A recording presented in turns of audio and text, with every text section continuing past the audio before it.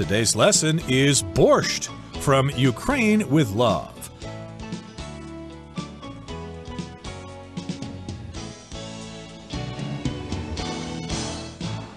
Hi, everybody. My name is Roger. And my name is Helen. And in our post-Christmas festivities, we're talking about food from Russia or from Ukraine.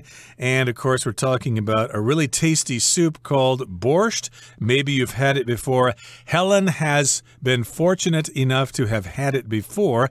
I don't recall if I've had it or not. My mother cooked a lot of stuff when I was growing up. So maybe I had it, maybe I didn't. But in any case, evidently, take it from Helen, it's very tasty. Well, if you like that kind of thing, which I do, it's kind of a thick soup because you blend the beetroot and the other ingredients in the soup. So it's not a broth, it's quite thick. And you're not supposed to eat it very piping hot. So it should be warm or kind of a little bit above room temperature.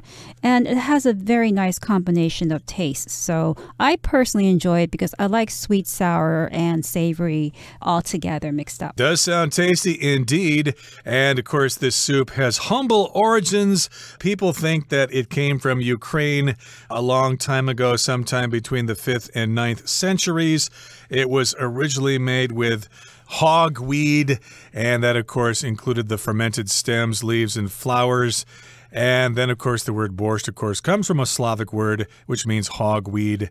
And, of course, the peasants ate it, but the nobility looked down their noses at this food. But eventually there was some kind of economic decline, and they didn't have the kind of money to buy the fancy truffles that they were used to. They lowered themselves and had borscht, and the rest is history. Now we all can enjoy it as a result. But the big question is it Russian or Ukrainian? And we'll try to answer that question today. Let's listen to the first part of today's lesson, and then we'll be right back. As the popularity of borscht grew, new ingredients were added and cow parsnips were replaced by other regional sources of sourness. In Poland, sorrel was used, while in parts of Russia, cabbage resulted in a slightly sweeter soup. When beetroot was introduced into the Slavic world, it too was incorporated into the dish. This version, which gave rise to the ruby red borscht we know today, was most likely created by Ukrainians living under Russian rule east of the Dnipro River.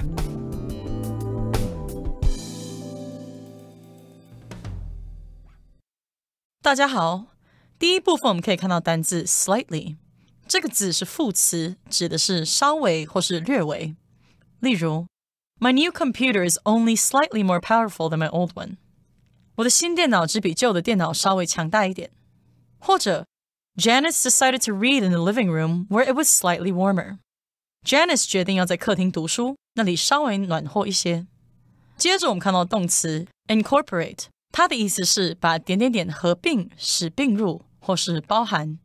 举例来说 The artist incorporates many different materials into his works. 那位艺术家结合许多不同材料加进他的作品里。又或者说 I've decided to start incorporating technology into classroom activities. 我决定开始将科技结合至课堂活动中。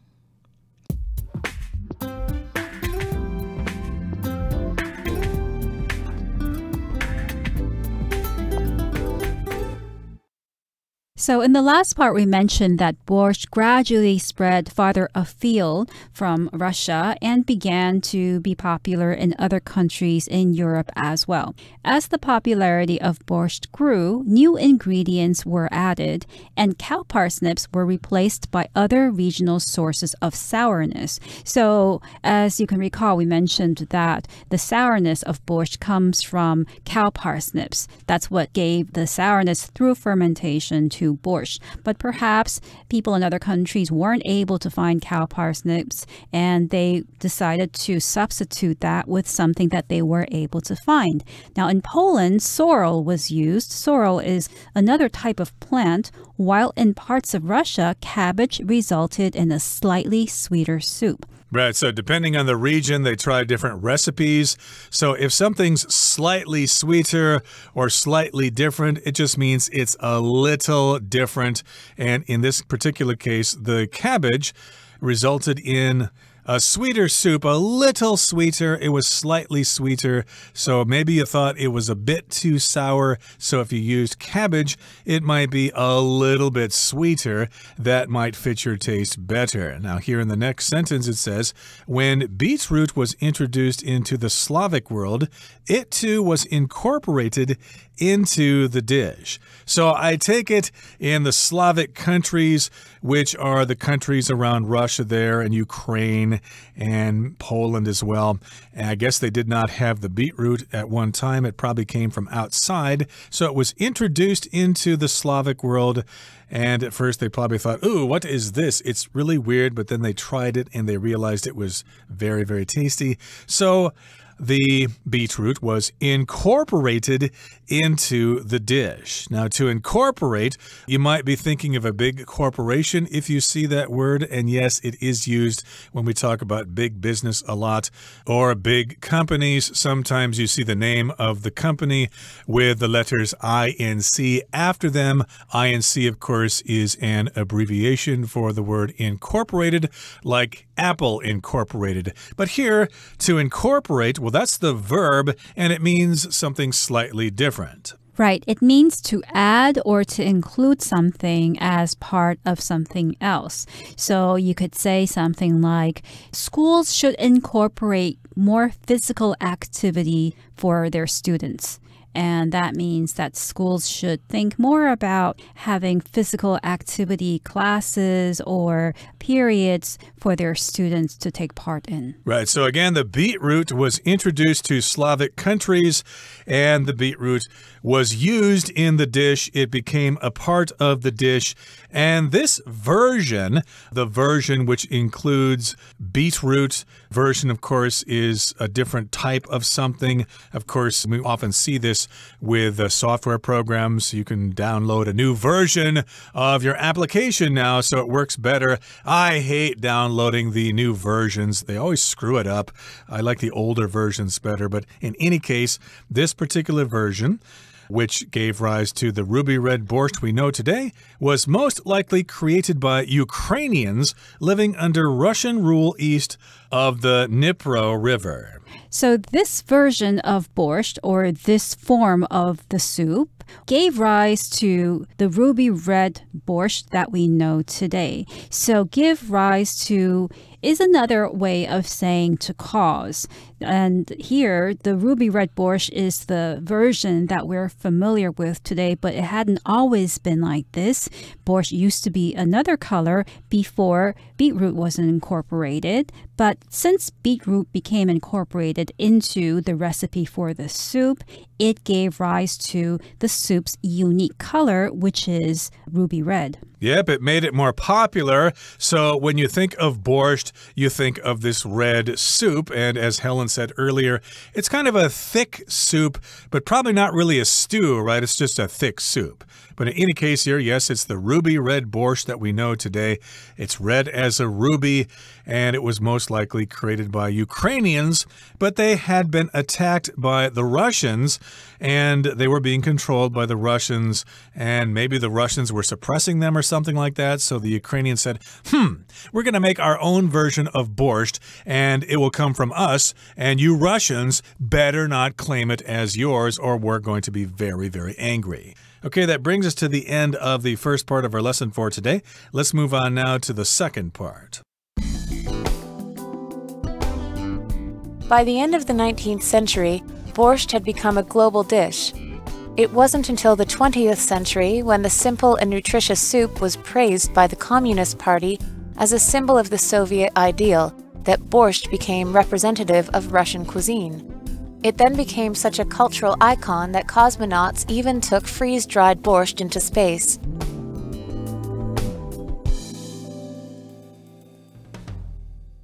第二部分我们看到形容词 communist 指的是共产主义的。例如 The communist politician is going to run for the local elections. 那位共产主义的政治人物将参加地方选举。或者我们可以说 Bulgaria was once a communist country. 保加利亚过去曾是共产国家。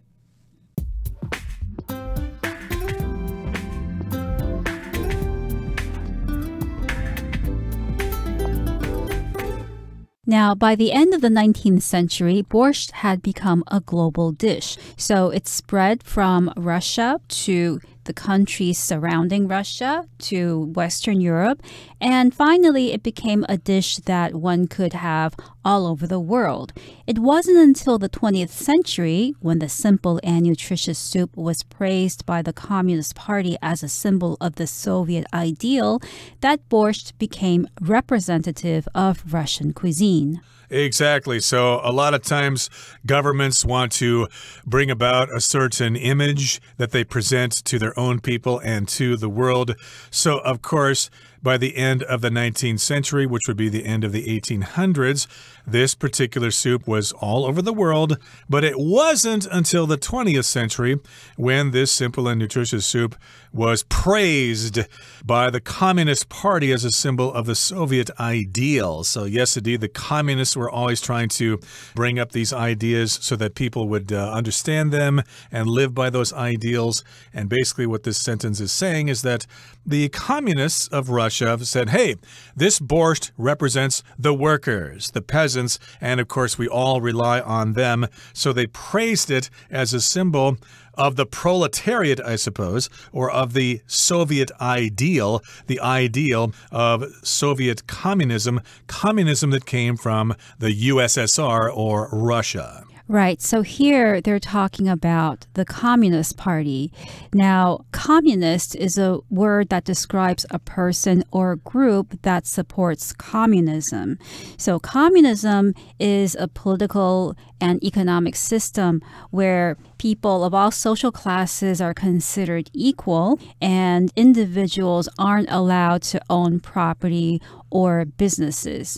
And today there are very few communist countries in the world. But back then there were more communist countries. The Soviet Union was a big union of countries that was communist, and they wanted to look for something that represented the communist ideal, the Soviet ideal, and they thought that borscht was the perfect candidate. It was the perfect dish to represent them because it was considered a peasant food. So, of course, if you're part of the Communist Party, you're not going to choose a food that nobles commonly ate. You're going to choose something that's simple, that's inexpensive to make, and that represented the peasants. And please notice that we're using a pattern here. It wasn't until a certain time that something happened, okay? So basically this sentence is saying it wasn't until the 20th century that borscht became representative of Russian cuisine. We've got a clause in the middle there. It's basically giving us more information there, but the base of this sentence is it wasn't until the 20th century that borscht became representative of Russian food. For example, I could also say that people told me that Japan is a very clean country, but it wasn't until I traveled to Japan that I discovered it is indeed a very clean country. That's right. It is indeed a clean country. And in this case, borscht became a cultural icon. It became such a cultural icon that cosmonauts even took freeze-dried borscht into space. So to explain just how popular and how much of an icon borscht became, we find out that cosmonauts even took them into space. Now, a cosmonaut is basically an astronaut, but a cosmonaut is an astronaut in the Russian space program. In other words, when we refer to a cosmonaut, we're talking about a Russian astronaut as opposed to an American or Japanese or German astronaut, for instance. And cosmonauts back then even took freeze-dried borscht into space. When you freeze-dry something, a particular food, you freeze that food until it becomes dry and you can preserve it that way. Right, so they remove all the moisture and then they make it really cold. So all you got to do is add water to it and heat it up and you've got the original dish. So that's what they did. The cosmonauts took borscht into space and they thought, yeah, this is really tasty. We are eating borscht while we're orbiting the world. Okay, that brings us to the end of the second part of our lesson for today. Let's wrap things up now and end our discussion on borscht. With the ongoing war in Ukraine, the origin of borscht has become a political issue.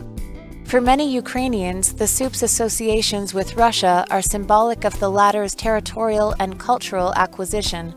Borscht is an important part of their national and cultural identity, they argue, and it should be recognized as such.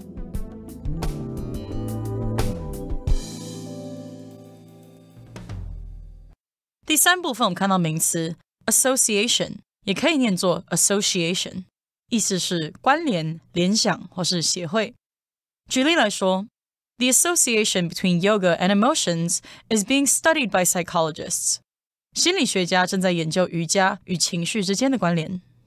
又或者说 The doctor asked Peter to make associations between the pictures and some words. 医生要 Peter 从图片和文字之间做联想。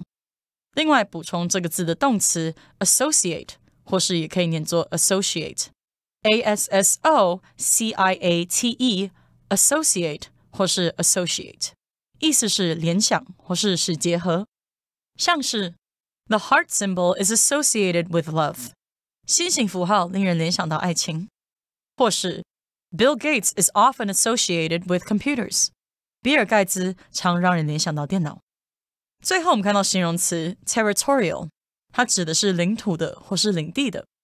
举例来说 The Coast Guard patrols the country's territorial waters 海岸防卫队会巡逻该国的领海。又或者是 The two countries were experiencing tension due to territorial disputes 那两个国家因为有领土上的纷争而经历着紧张的气氛。另外补充这个字的名词 territory T-E-R-R-I-T-O-R-Y territory 意思是领域或是领土。例如 There is some disagreement over which country owns the territory 关于哪个国家拥有那块领土有些争议。或者我们可以说 Some male animals compete with each other for territory 有些雄性动物会为了地盘彼此竞争。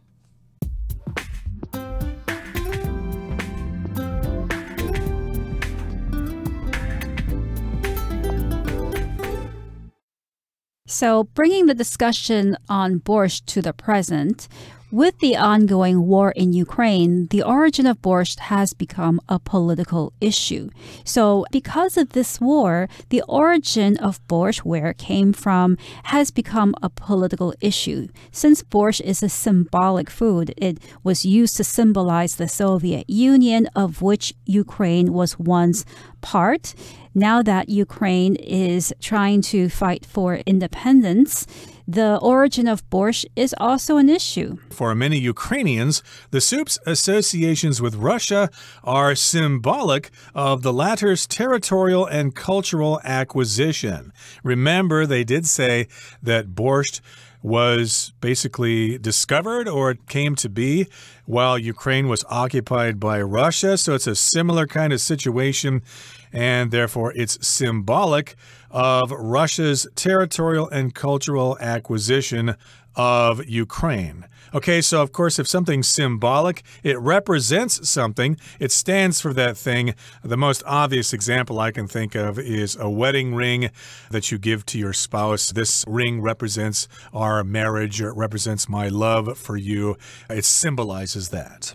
Right. And what are we talking about here? What symbolizes what? So, according to many Ukrainians, the soup's association with Russia are symbolic of Russia's territorial and cultural acquisition. So to put it very simply, for many Ukrainians, the fact that Russia claims borscht to be a Russian food is symbolic or is a symbol of Russia's attempts to try to take over Ukrainian land and to claim power over Ukrainian culture. So let's look at the first word here, which is association.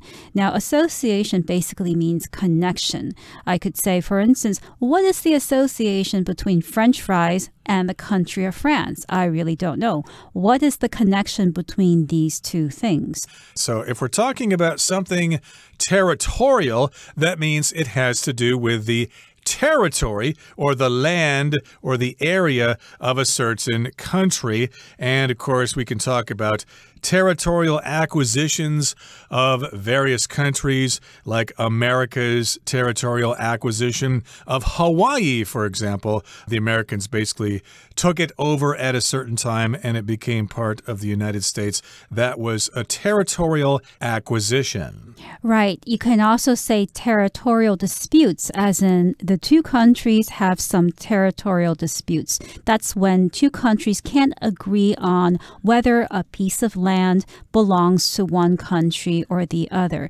Now, another note about the word acquisition, it can also be used to talk about buying something, but when the purchase is made by a large company like a corporation. So I could say, for instance, that corporate lawyers are people who help companies in their acquisition or in their buying of other companies. And borscht is an important part of their national and cultural identity, they argue, and it should be recognized as such. When you see the phrase as such, it just means that way. It should be recognized as such. It should be recognized accordingly. For example, I could say, you are a prisoner of war, so you will be treated as such. You will be treated that way.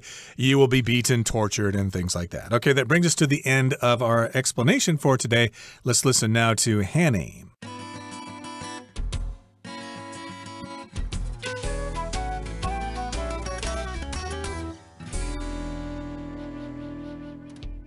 各位同学大家好，我是 Hanny。 我们来看今天的文法重点。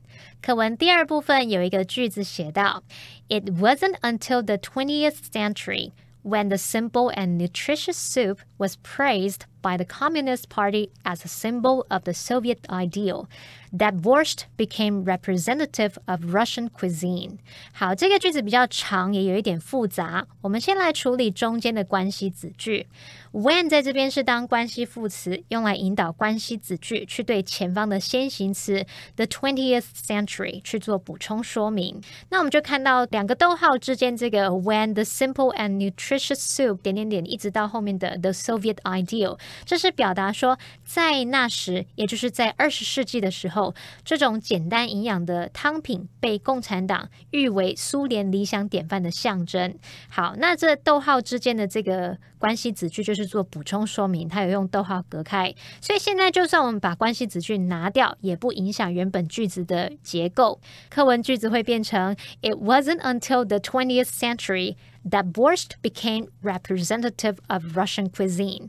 这时候呢，它是用分列句来强调 not until the 20th century 去表达直到20世纪，罗宋汤它才成为俄罗斯料理的代表。那这边我们来复习分列句和 not until 点点点的用法。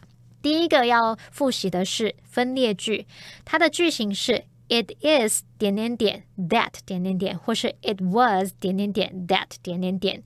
那这个句型可以用来强调你原本句子当中的某部分。用法就是说，你把原本句子当中想要强调的部分摆在 it is 和 that 之间，或是 it was 和 that 之间，然后把你原本句子里面剩下的字词就丢到 that 之后，所以它的句型就是 it is 或是 it was 加上强调的部分，加 that 再加句子其他部分。好，那我们第二个要复习的重点是 not until， 它表示直到点点点才怎么样，后面可以接表示时间点的这个名词啊，或者是子句。接着我们就来结合刚刚说的这两个重点，我们用 not until 加名词或子句来当做分列句要强调的部分，于是句型就变成 it is 或是 it was 加上 not until 接子句或名词，加上 that 再加句子的其他部分，这样句型是用来强调说直到某个时间点才怎么样怎么样。好，来看个例句。I didn't get his message until this morning. 我们现在如果把句中的 not until this morning 拿出来当做分列句强调部分，就会变成 It was not until this morning that 再加句子其他部分。句子其他部分我们只剩下 I did get his message。 这时候我们会发现助动词 did 已经没有存在的必要咯，所以我们要把 did 删掉，然后把 get 改成过去式，变成 I got his message。 那句子会写作 It wasn't until this morning that I got his message. 直到今天早上我才收到他的讯息。好，我们再看个例句。It wasn't until she graduated from college that she decided to pursue a career in music. 直到大学毕业，她才决定从事音乐事业。我们这边就是在强调 not until she graduated from college. 直到她大学毕业才怎么样怎么样。好，那以上是今天重点整理，我们回顾今天单字吧。Slightly.Although the movie was described as a comedy, Marge found it only slightly funny. Incorporate. The sounds of a fire burning were incorporated into the beginning of the song. Communist. The communist painter displayed his political views in his work. Association. There is a clear association between exercising and better health. Symbolic. Red roses are symbolic of love to many people.Acquisition. Liana hoped that her acquisition of property would one day make her wealthy.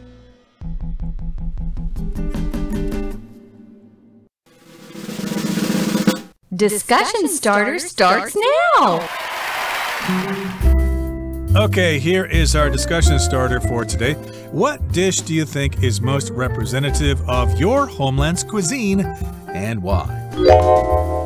I think the dish that is most representative of my homeland's cuisine is bubble milk tea, because to my knowledge, it was invented in Taiwan and it did not exist anywhere else outside of Taiwan before it became popular around the world. Well, I'm from the United States, of course, and I could talk about American food, but I'll be more specific about my home state of Iowa. So the dish that most represents my home state's cuisine would be taco pizza. Maybe you've heard of that, maybe you haven't. Basically, it's pizza that is made with the ingredients from a taco. It's kind of weird, maybe you've had it, but people in Iowa just love to eat it. Well, everyone, today's article has come to an end, and I sure hope you enjoyed reading along with us. I am Roger. I'm Helen. See you next time.